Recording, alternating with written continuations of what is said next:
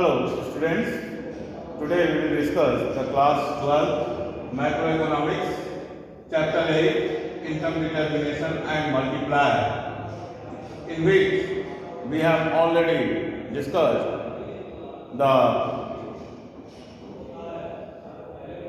meaning and equilibrium and determination of equilibrium through S and I approach, and determination of equilibrium level of income output employment with AD and AS approach. Today we will discuss the equilibrium level of employment. According to the Keynesian theory, equilibrium level of income output employment can be determined at the full employment level. Here, equilibrium level of employment, there are three types of possibilities of employment, that is full employment, underemployment and over full employment level. In all the three situations, how equilibrium will attain in the economy in the various situations of the employment of the resources. Let us consider at first the full employment level of equilibrium. At full employment equilibrium level, AS, that is the AS, here is the AD, and where AD and AS intersects each other, the intersecting point of AD and AS will be the full employment equilibrium level. That is, at this point, the aggregate demand is equal to aggregate supply, and there is no any kind of unemployment in the economy. The whole resources are fully employed. Now, come to the next point, where the over full employment level. At over full employment level, we can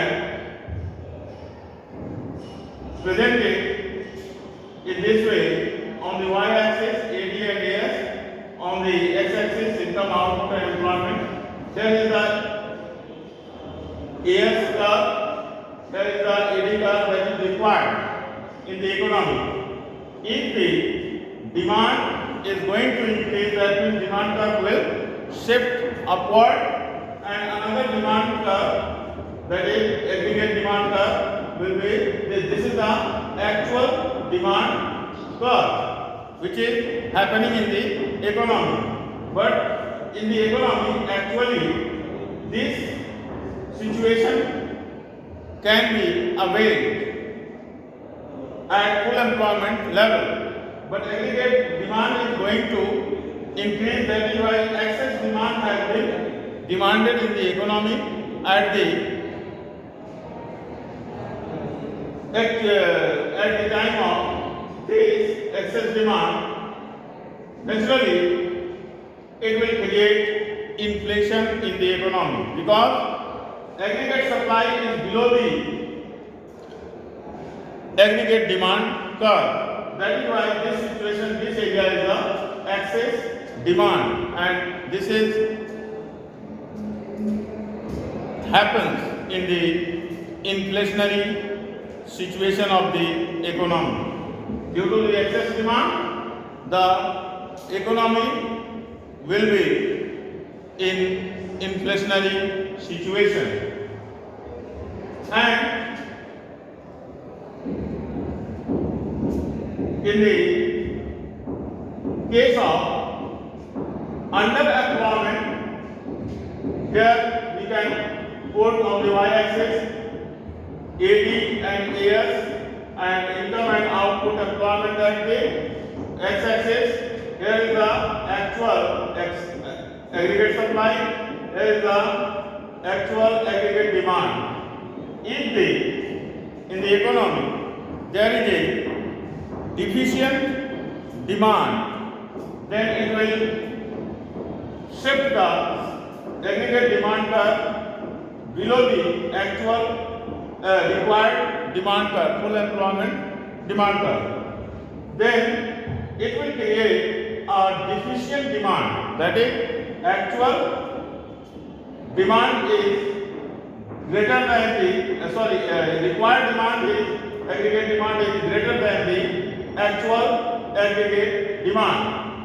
That is why the below situation, this situation is the deficient demand. This is due to the underemployment situation prevailed in the economy. So it creates in the economy the deflationary situation. The deflationary situation. So we can say that in the case of full employment equilibrium, there is no inflation or deflation in the economy, and all the income output as well as employment is completely utilized in the economy.